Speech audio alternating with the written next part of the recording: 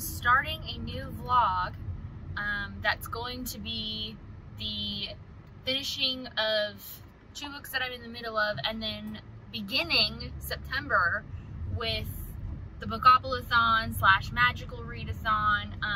If you missed my September TBR, I went over the 4 books that I have rolled for September, and if I happen to need more books, then we'll just do some more rolls.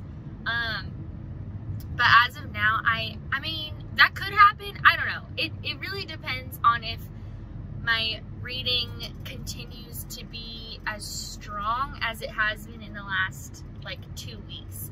But I'm not trustworthy of my reading style right now because, as you know, it's been very up and down. So I wanted to start this vlog with these 2 books because I realized that I filmed my, like, wrap-up, which will have gone up before this video, so I'll link it in the cards. Yeah, so I filmed that wrap-up, and it's of all of the books that I've read while I was kind of on a break. But I realized that I obviously didn't include these 2 books because I hadn't finished them yet.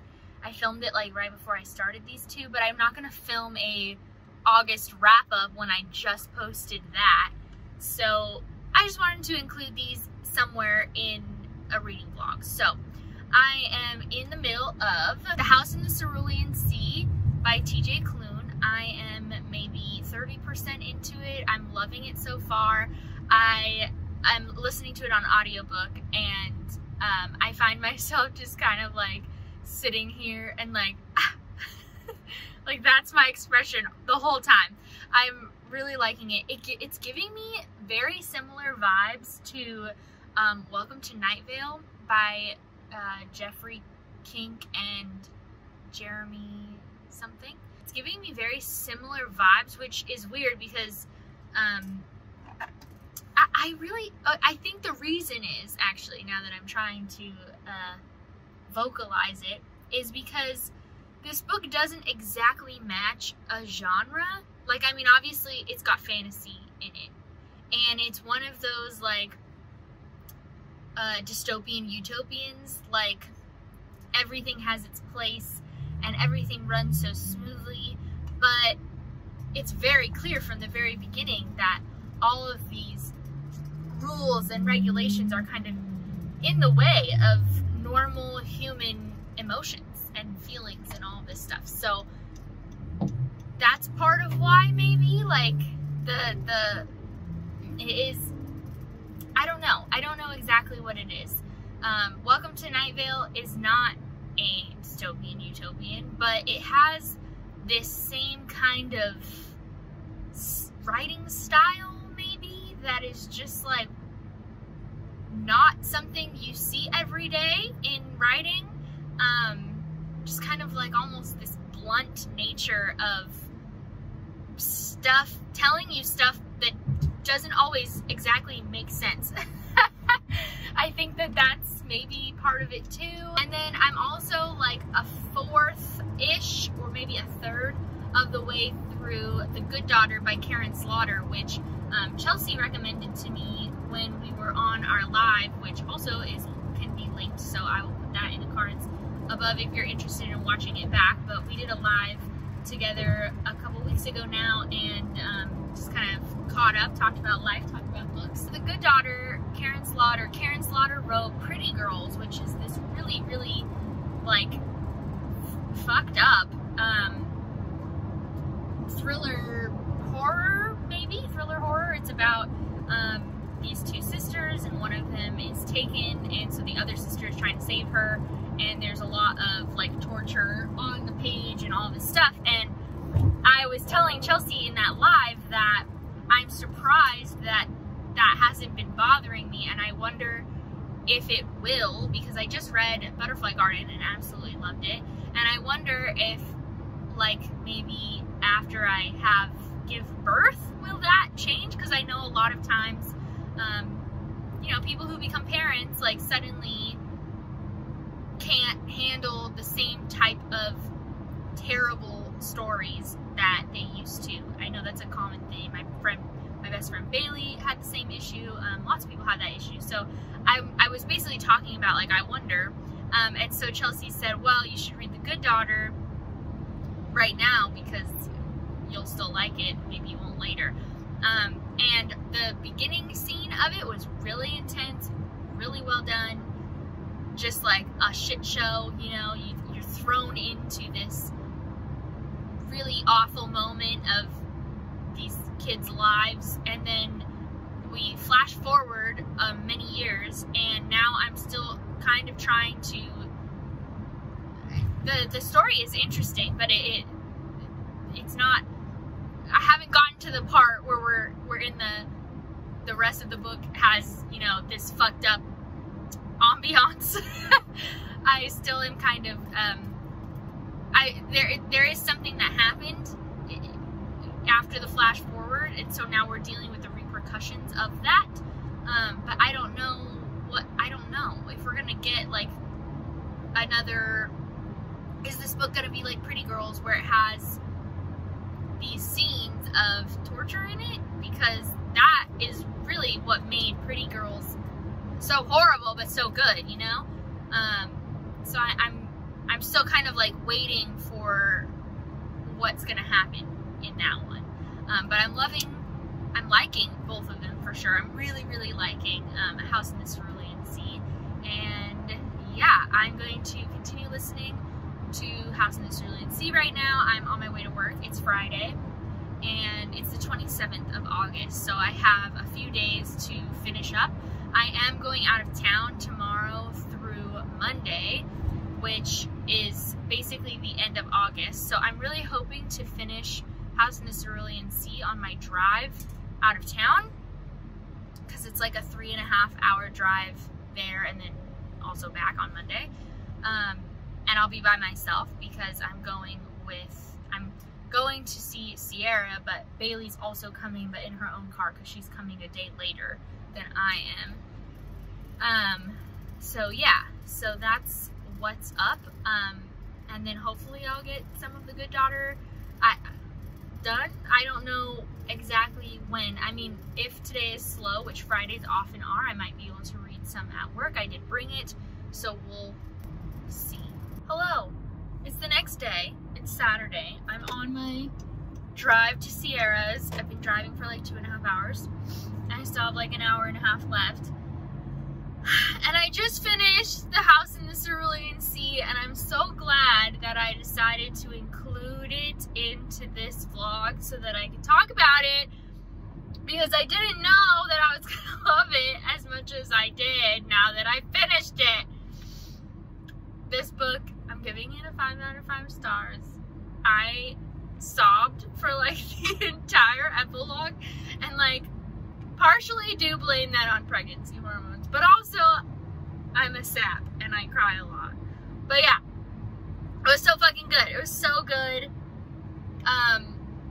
This book gives me the same emotional, heartfelt connections about family and chosen family and what home means and all of that Harry Potter gave me when I was growing up, and it's so lovely to see those same emotional moments like come out of me reading something else now that all the stuff has gone on with, like, it's such a betrayal, honestly, that J.K. Rowling is who she is. But anyways, that is not the point. The point is, if you're looking for something to, like, place for yourself, those same, where all of that, like, connection is, this is something I would recommend giving a try.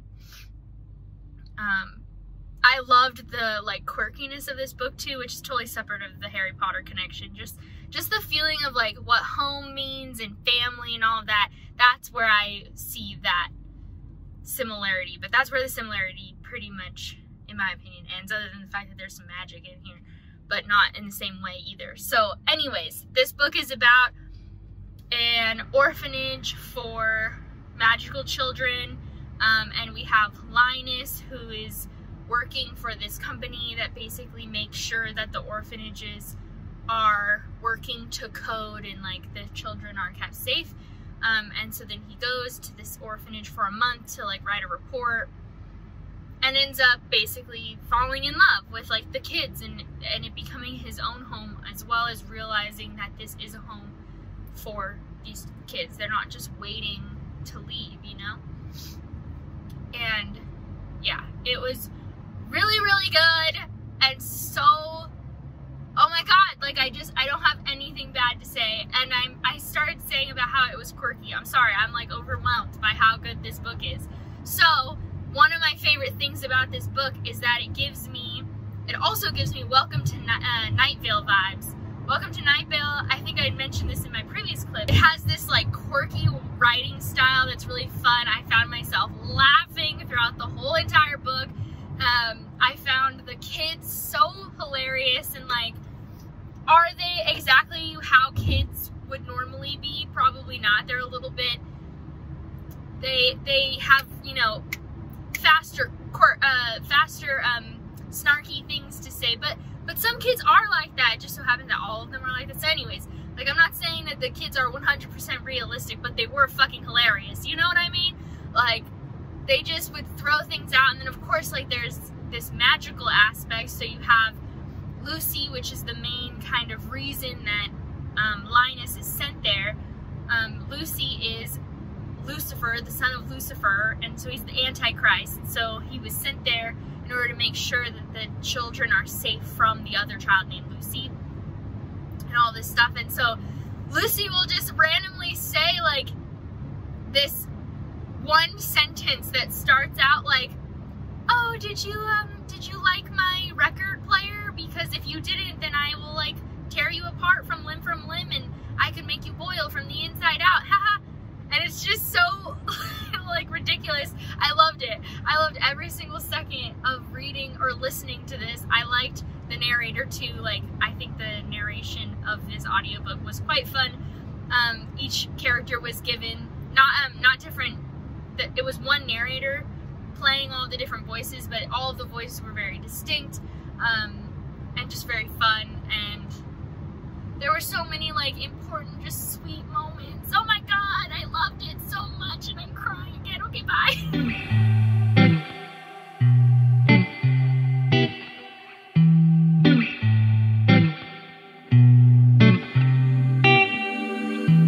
Happy fucking Friday. Oh my God.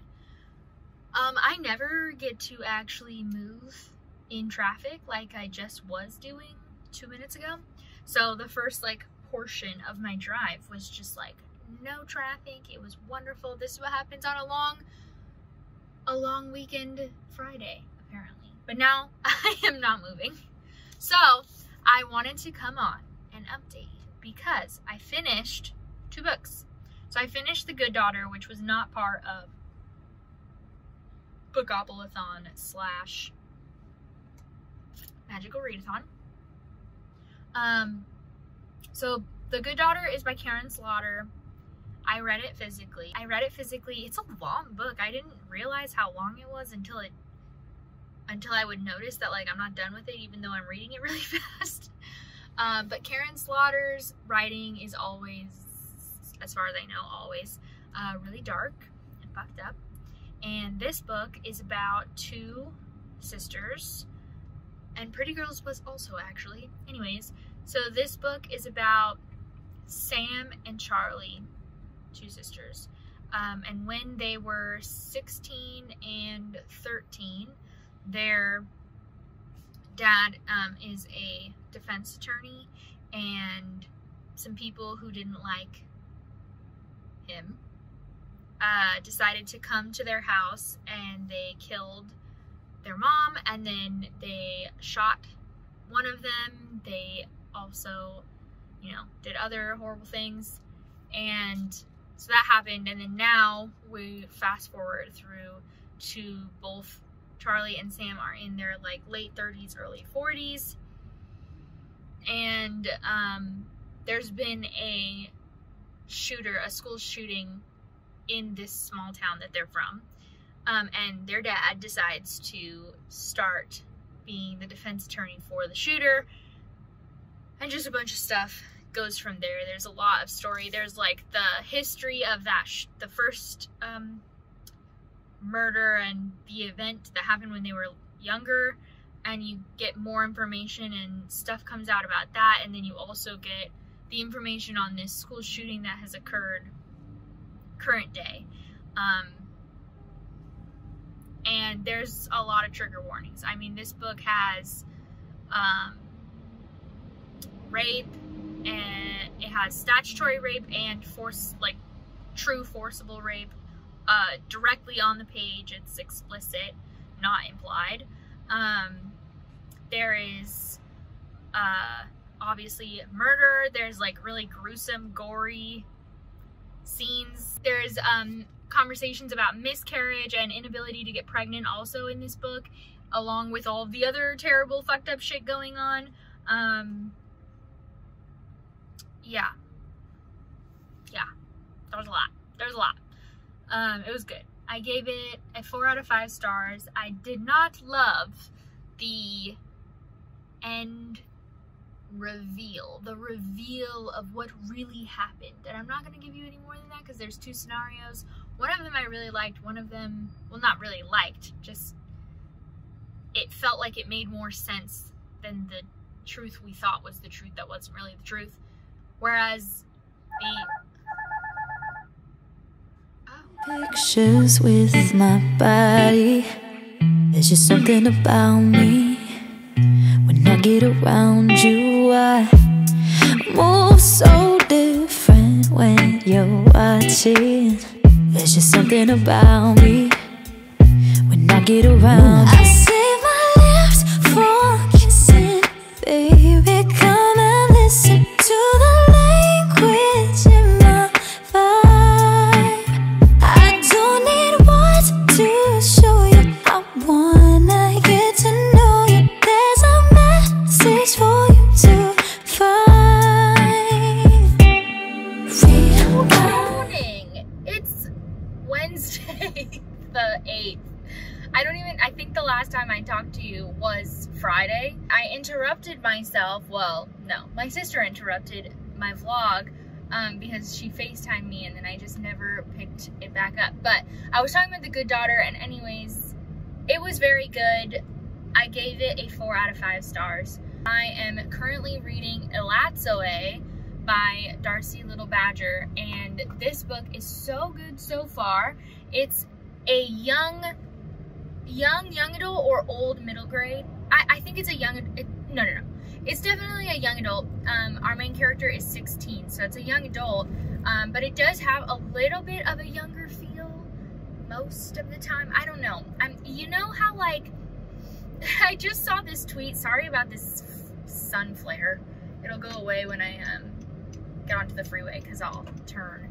But you know how there was this tweet that just went out and was going around the booktube space on Twitter, and it said middle grade monster friend, young adult monster killer, adult monster fucker.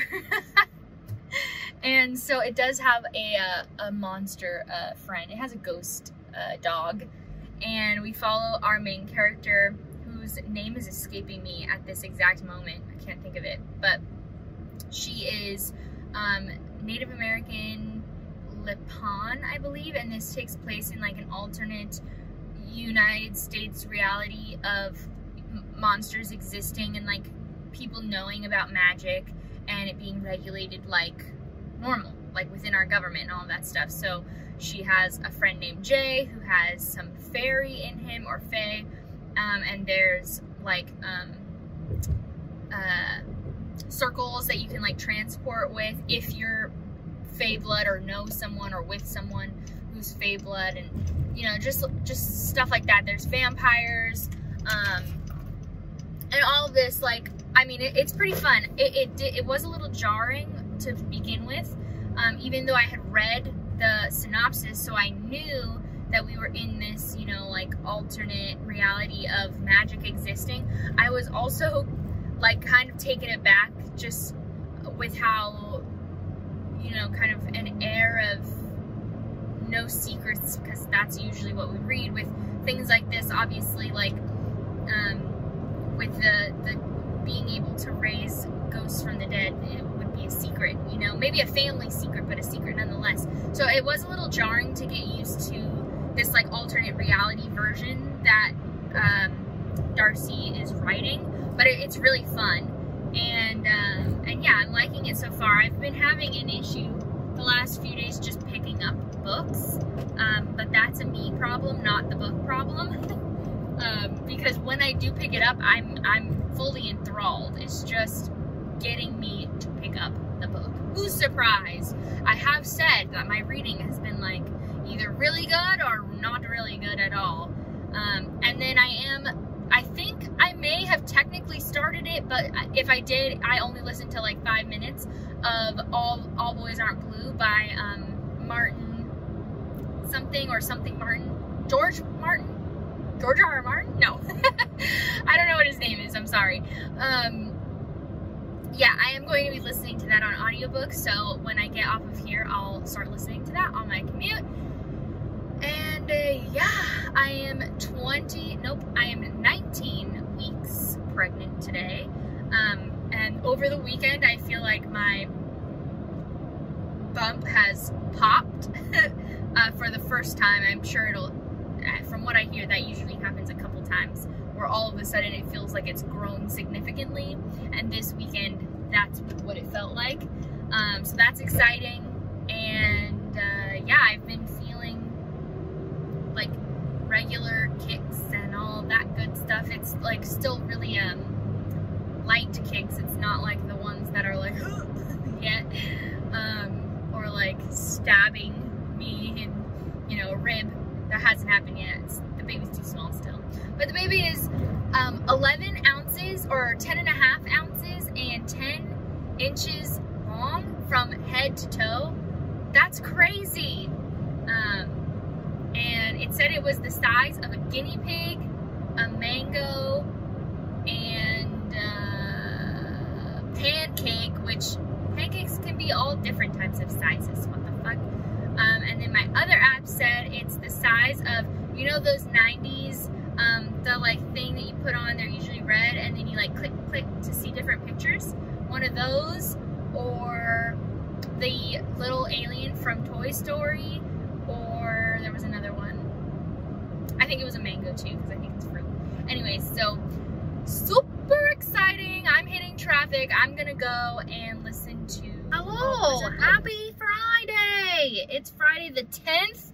We're getting close to the end of this section of the vlog.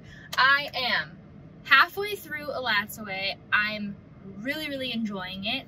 I actually was just recommending it to my friend Kelsey, who's a professor at a university, and she teaches world lit and other classes. And anyways, I'm always asking her, like, what's your limit on how long a book can be, because it's so short. It's only 250, and maybe the limit of 300, just because obviously in such a fast setting they don't want to spend a lot of time on one book. They want to be able to read multiple, and this book is like way longer than that, so she can't use it. But I was like, this would be a good book to teach.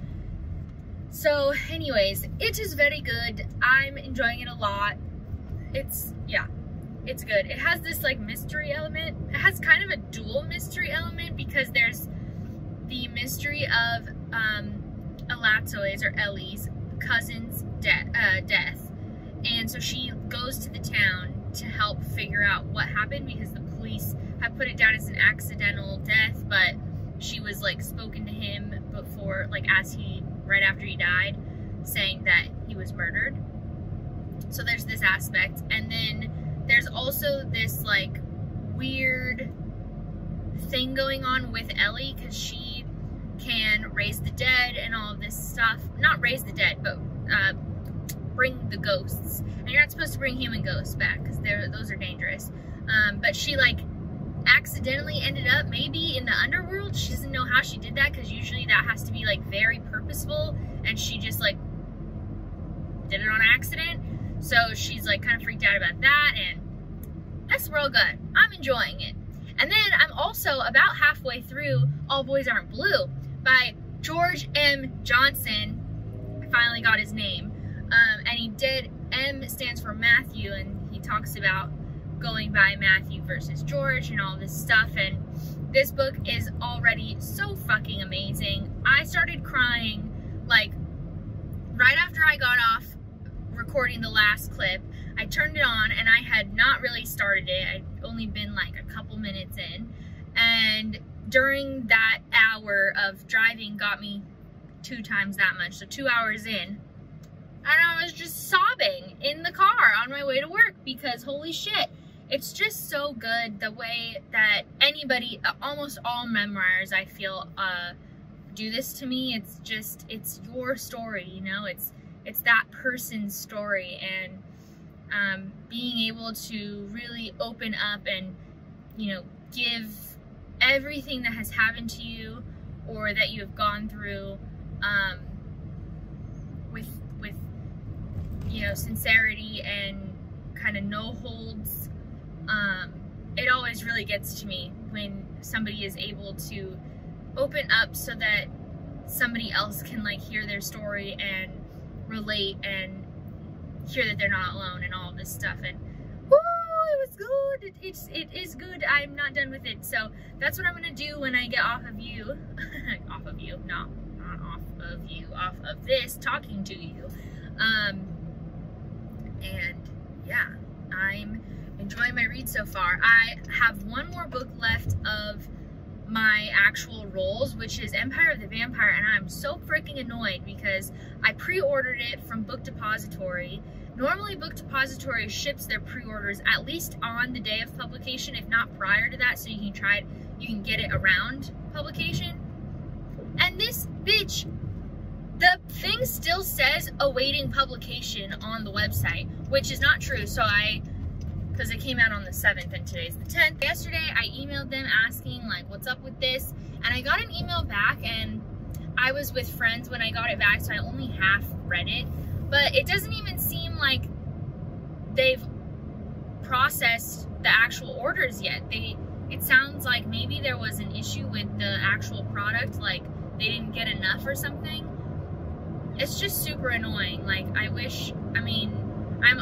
am trying to not buy from Amazon as much because I do buy a lot from Amazon, and I don't like Jeff Bezos having billions of dollars enough to fucking launch a spaceship into space for funsies. So I'm trying to kind of like spread out my spending to other places and not monopolize my own money, but you know, pay with your dollar. And then like this type of shit happens, and I'm like, if I had just ordered off of Amazon, I would have had my fucking book by now. So anyways, that's totally a first world problem. And I don't know yet if I'm going to cancel the order and order from somewhere else or what. I thought about Barnes & Noble too, but I don't like the Barnes & Noble cover. It's like a special edition and it's ugly. So another first world problem, am I right? So I don't know what I'm going to do about that. But I think when I finish either of these 2 books, especially the audiobook, I'm going to do another roll. So we'll do that within the next day probably, because I ran out of books for Bookopolathon and Magical Readathon. So we'll get some more books in here once I finish one of these books. And obviously, even though I'm reading Alazzo physically and I'm going to have Empire of the Vampire physically, I don't have it yet. So I'm going to need a book to read. So we'll do that. And I also started boxing. I officially boxed my first box for our move. We are moving in 3 weeks. I'm stressed. Yeah, we're moving on October 2nd. And there's a lot going on for the rest of September. There just is a lot. So I don't know why I decided a readathon was a good idea in the same month of having to pack to move and to, you know, all the things. I'm gonna hopefully find out the sex of the baby this month. So there's a lot to talk about and to do. So I'm gonna get off of here and listen to some All Boys Aren't Blue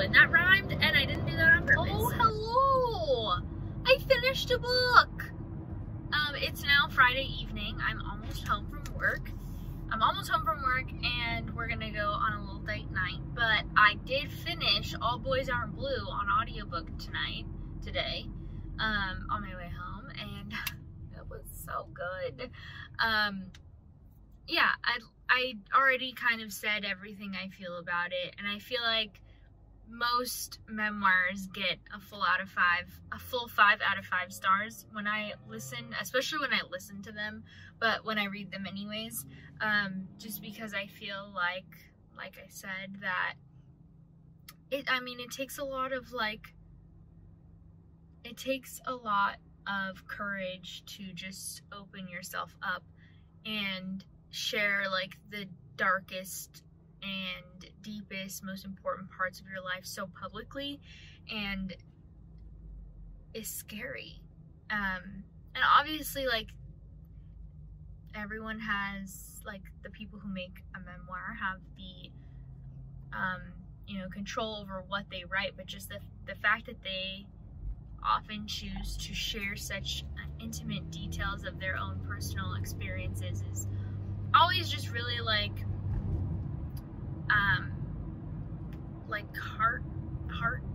it hurts. It's good. It was good. So yes, so I am going to do another roll and try to find another audiobook to continue my reading for the month. So that'll probably be the next clip. And then I did also read quite a bit of Elatsoe today. I'm not quite done with it, so I'll hold off to... Oh, you can't see me at all. Okay, well, anyways, I'm gonna hold off on telling you anything about Elatsoe until I finish it, so talk to you later. Alright, hello. It's Saturday morning, and I do need to leave soon, but I did some rolls because we're almost done with Elatsoe, and I did finish All Boys Aren't Blue, so I wanted to do some more rolls. I was gonna do 2, I got a double, we're doing 3, and I did switch around one of the books that I have planned, so we're gonna have to go backwards and look at that. So, when we last played, I landed on Steal a Book, so I'm gonna roll again. And, oh no, I got a double. Okay, I was planning on rolling twice, so we'll roll 3 times, and I got 6. 1, 2, 3, 4, 5, 6. POC Rep, which actually both of the books I have picked out so far match for quite a few of these things, but we're just gonna go with it. So for POC Rep, I chose The Girl with the Louding Voice by Abi Dary, and this is about a girl named Aduni, I believe, and she's a 14-year-old Nigerian girl who knows what she wants, an education. And so it's about this girl trying to get a chance to be educated, and so this is going to go for POC Rep. We have a Nigerian girl. The cover is just gorgeous, and thank you to Kelsey, my friend, gifted me this for Christmas, I think, or maybe my birthday. I don't remember. For the Magical Readathon, this is going to be my Aurelium Academy arc, which is for a school setting, and I, hope that there's a school setting in here, seeing as she wants an education. I felt like that theme really goes well, and hopefully there's a school. 5 is another 6, but not a double. 1, 2, 3, 4, 5, 6. Most recent purchase. Roll 6. I had most recent purchase, which was Empire of the Vampire. I recently bought that on Book Depository. I do not have it yet. There's been a whole debacle. You've heard about it. I officially got an email yesterday saying that they've now processed that they have books of Empire of the Vampire, but it hasn't been sent out yet still, which is real annoying, but whatever. So I'm hoping that it arrives in September. It's a very big book. I'm hoping it arrives. So I did move that from the Steal a Book into the most recent purchase. Now I'm gonna steal a book, but we're gonna do that last. Before we do that, on that first roll 5, I did roll a double. So, and hopefully our last roll Oh, what the hell? Most recent, our last roll is going to be a 9? Wait, 6, 7, 8. 8. 1, 2, 3, 4, 5, 6, 7, 8. I'll count that for you again since I just got weird. So we were on most recent purchase. 1, 2, 3, 4, 5, 6, 7, 8. Obviously, we got humans. So I decided to pull Yummy by G. Nary, illustrated by Randy DeBurke. And this is a book, the other part of the title is The Last Days of a South Side Shorty.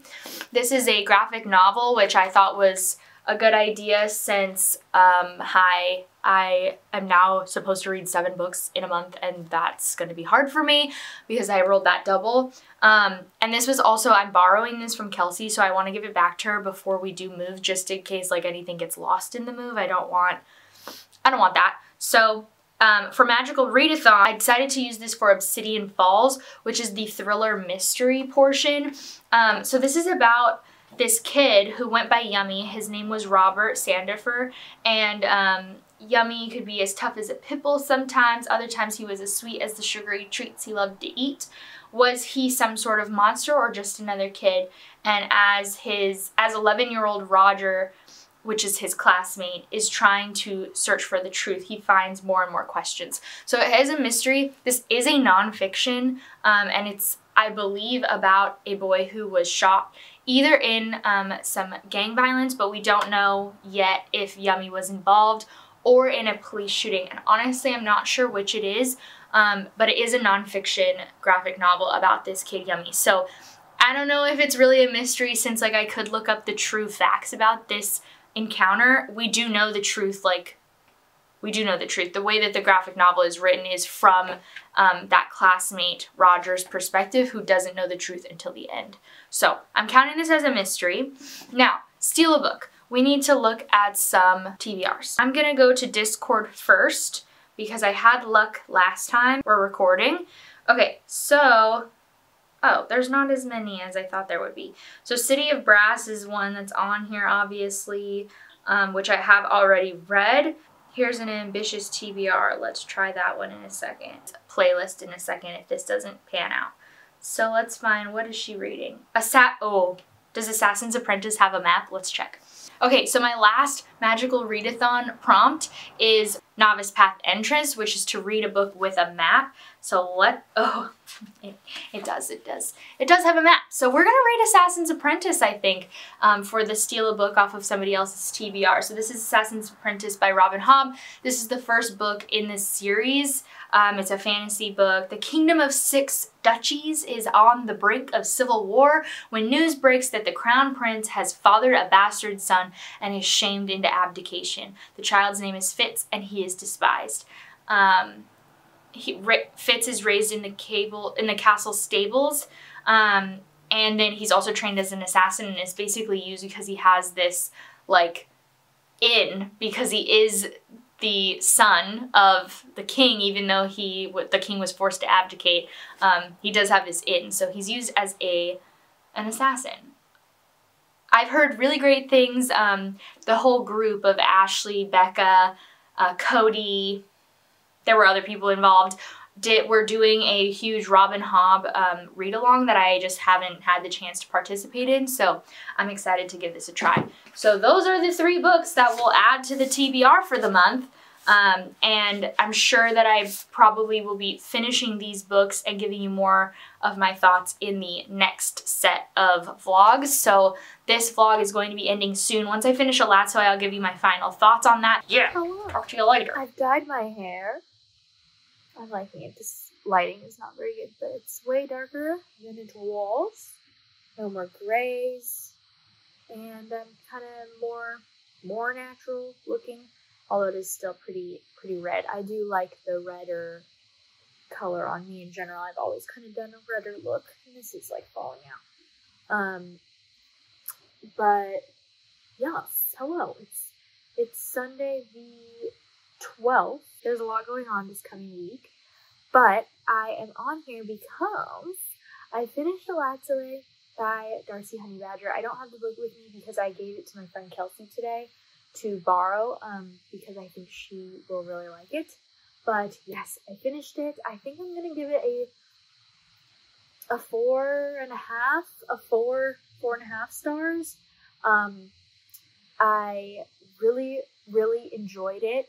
Darcy Little Badger is also Lupin, so I would assume, based on that a lot of the story is based on like traditional stories and stuff, and like the way storytelling is. There's a very specific type of cadence with this book that I think probably is influenced by Darcy's Lupin background. And I really, really enjoyed the writing style. I enjoyed the idea of the story. I feel like that doesn't happen very often, where it's like an alternate version of reality where magic is just like existing in today's world, where everyone knows about it. It's not like a secret underground thing.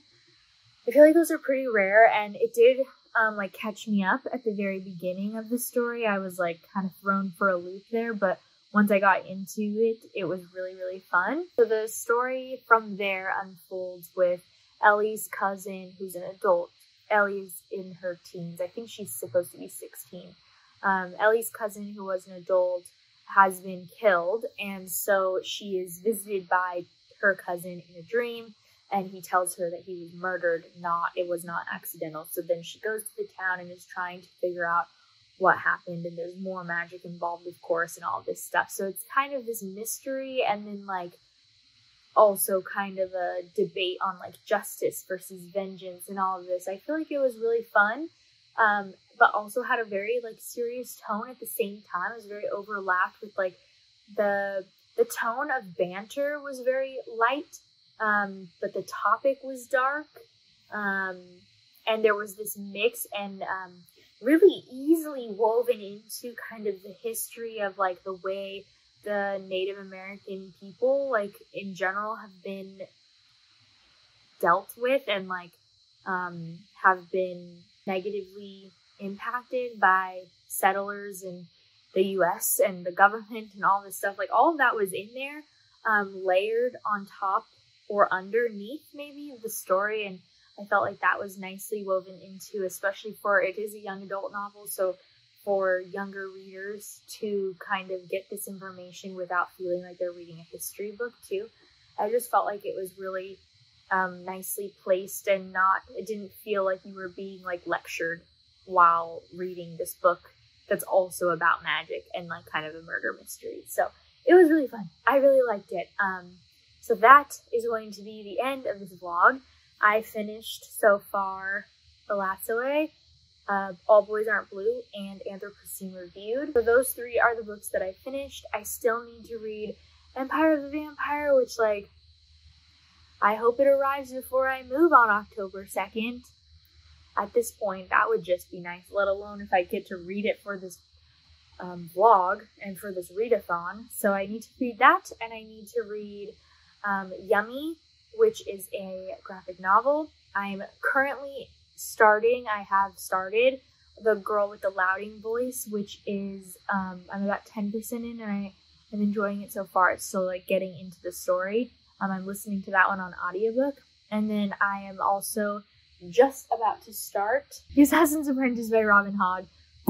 This one I know was for the Magical Readathon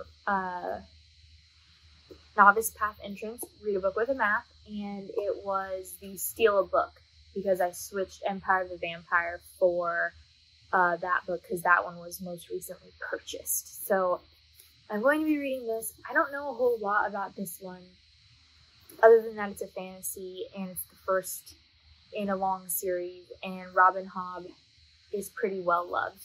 And then The Girl with the Louding Voice, where I'm at very early on in the novel, the marriage has just occurred, but what she wants is an education. And I'm really hoping that there is at some point an education that occurs. I'm using this for the book set with a school setting. I don't know for sure if that'll happen, but with the overarching, hope and goal of being an education, I feel like it did work well for that, for the Magical Readathon. And I'm also using that for, I don't remember what the thing was. And then Yummy is like a murder mystery. It's about a real kid who went by Yummy. And he, I believe, was shot and killed, but I don't know the circumstances. So those are the books that are coming up in the next vlog that you'll see, and that'll be the last bit of September. The next coming weeks are very busy. Tomorrow I have my next ultrasound, and I should be finding out the sex, which I'm very excited for. Tuesday I have a very important job interview that I'm really excited for, and I hope goes well. It's an internal promotion, so I wouldn't be leaving my company that I work for now. But I'm really excited. I really hope I get it. And then, like, hi, we're moving in 3 weeks, so the packing has started. All of that stuff is happening. And yeah, so that's everything for this vlog. I hope you guys enjoyed. Please give it a thumbs up if you did, and hit that subscribe button if you haven't already. I'm trying to make videos once or twice a week, so I'll see you again soon. And Matt just came in, making all of the sound. Yeah. I'm vlogging. Okay, bye.